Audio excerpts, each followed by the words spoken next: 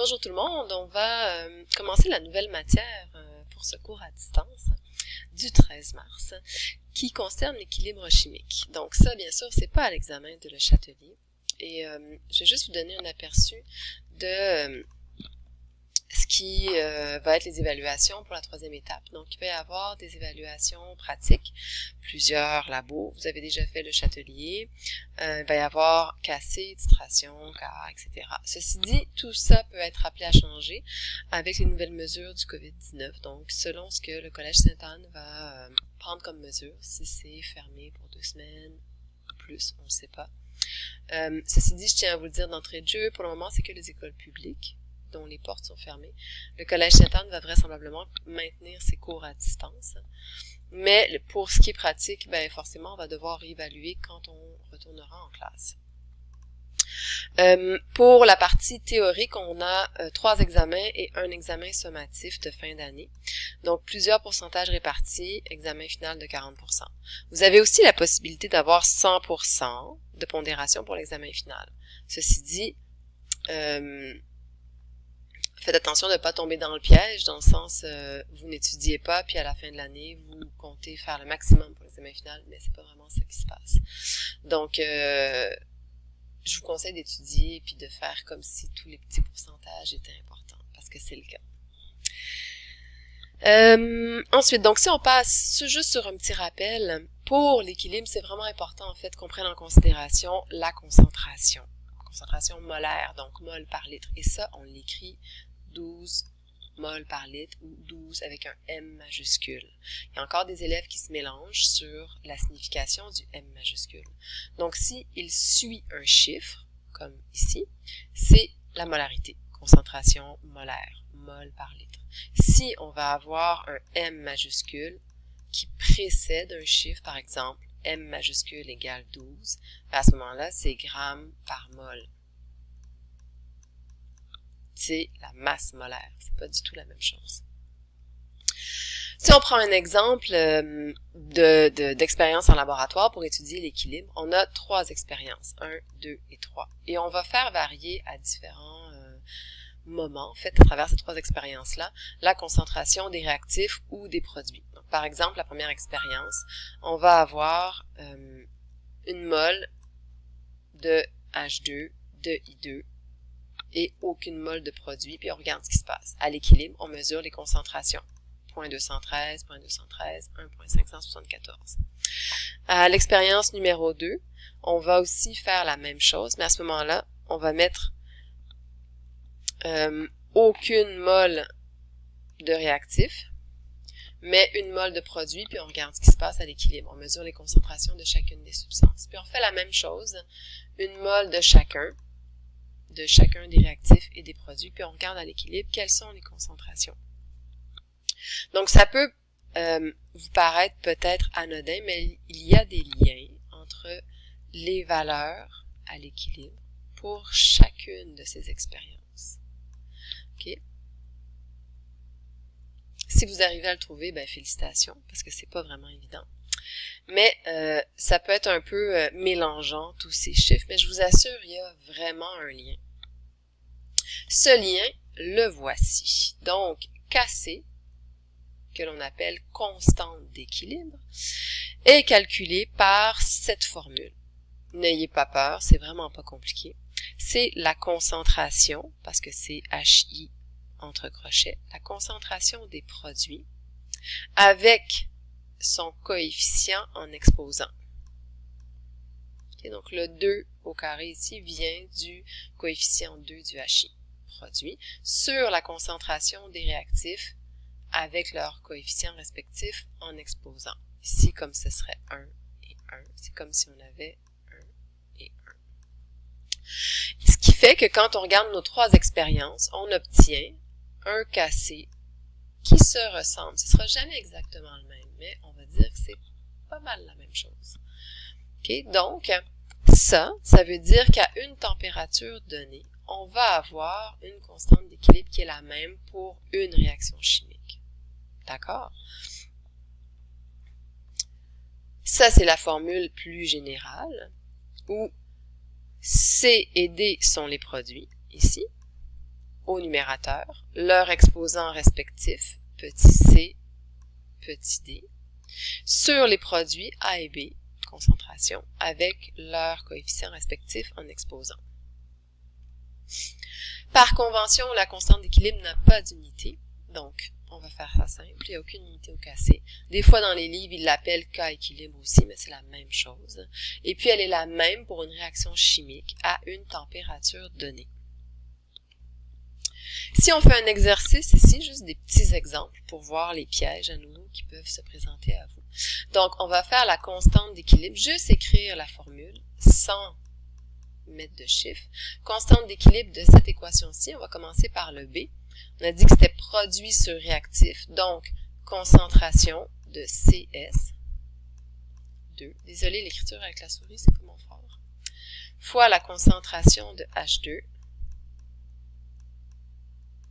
à la 4, parce qu'on a un coefficient 4 pour H2, sur CH4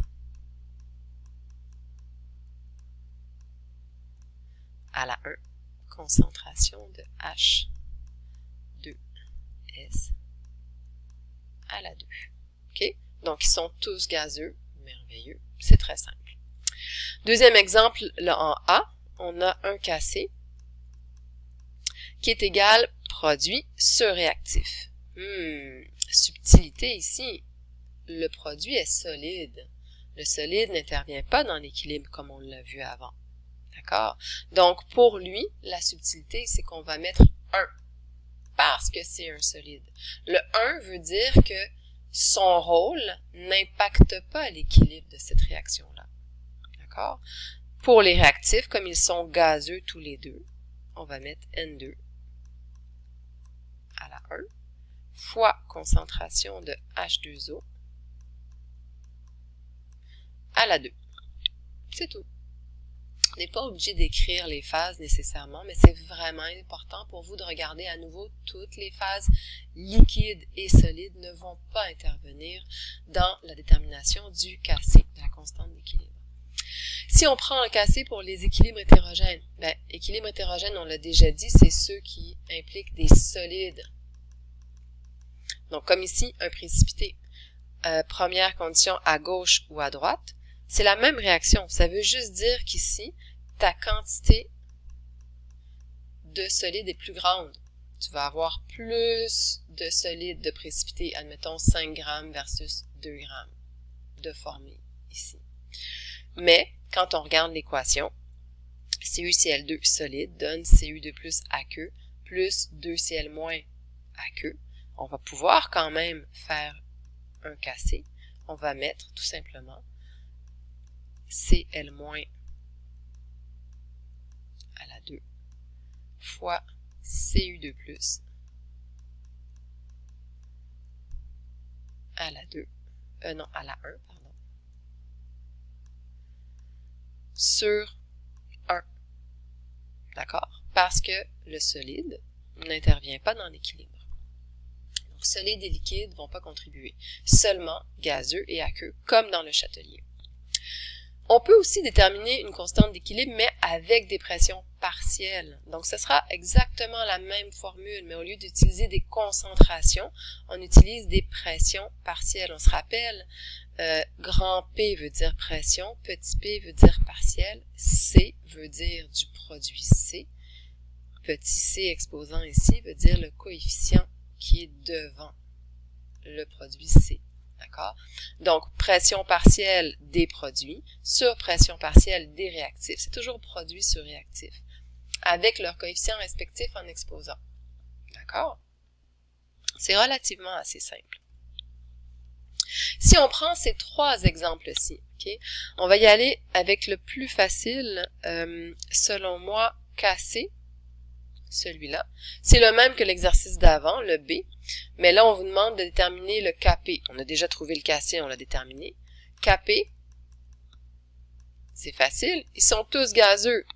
Merveilleux. Donc, on fait concentration de... pas concentration. Kp, ça va être la pression de H2 à la 4 fois la pression partielle de CS2 à la 1 sur pression de CH4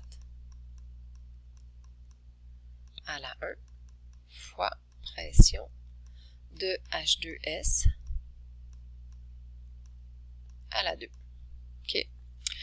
Pour, je sais pas si ça marche avec mon stylet. Pour le deuxième exercice, on va avoir gazeux et aqueux.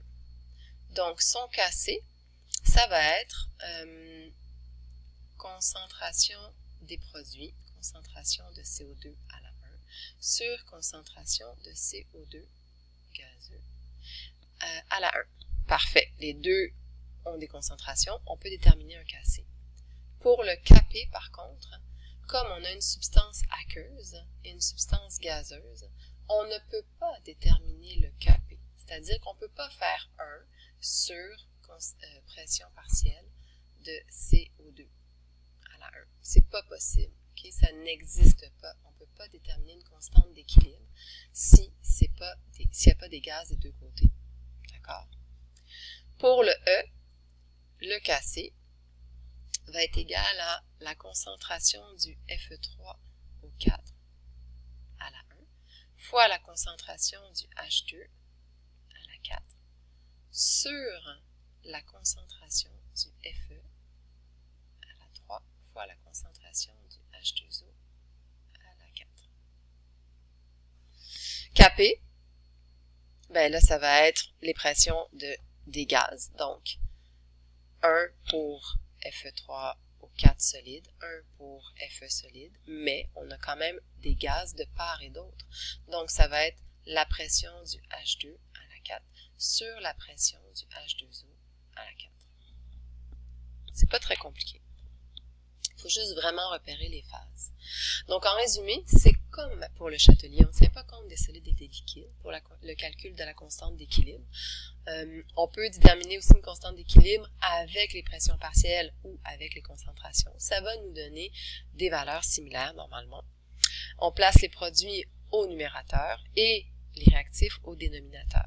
Puis, on utilise les coefficients de l'équation chimique équilibrée comme exposant. Okay? Donc, pour ce premier cours, vous pouviez faire les exercices page 347, 1 à 5 au moins. Ça, franchement, ça devrait être assez facile pour vous. Et puis on se tient au courant pour la suite des cours à distance. Merci.